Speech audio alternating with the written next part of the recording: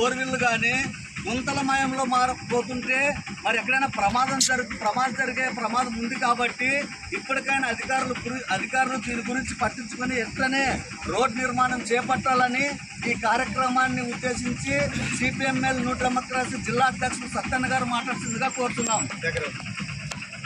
ఈరోజు CPML new Democracy party ఆధ్వర్యంలో ఓసిగి road నందు మరి నిరసన కార్యక్రమం చేపట్టడం జరిగింది. ఈ యొక్క నిరసన కార్యక్రమానికి అధ్యక్షులు బాలరాజు గారు, అదేవిధంగా పట్టణ కార్యదర్శి బాబు గారు ఈ యొక్క కార్యక్రమం పాల్గొన్నటువంటి వాహనదారులు, ఆటో కార్మికులు అందరూ కూడా పేరు పేరున ధన్యవాదాలు కామెంట్స్.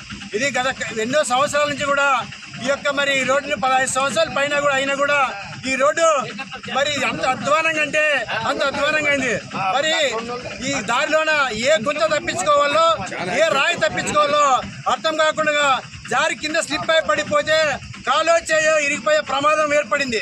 అదేగాక మరి గర్భిణీ స్త్రీలు మరి వాళ్ళు కూడా పెయిన్స్ వస్తే మరి ఆ పరిస్థితి ఏ రోడ్డు రావాలో ఎక్కడ రావాలో అసలు అర్థం కాకోకుండా ఉంది. మరి కాబట్టి ఇప్పటికైనా కానీ అధికారులు, ఆర్ఎన్బి అధికారులు అయితేనేమి, రాజకీయ నాయకులు అయితేనేమి వెంటనే స్పందించి ఈ రోడ్డును వెంటనే తారు రోడ్డు వేసి మరి వాహనదారులకి సౌకర్యం కల్పించాలని సిపిఎంఎల్ న్యూ డెమోక్రసీ పార్టీన మేము డిమాండ్ చేస్తున్నాం.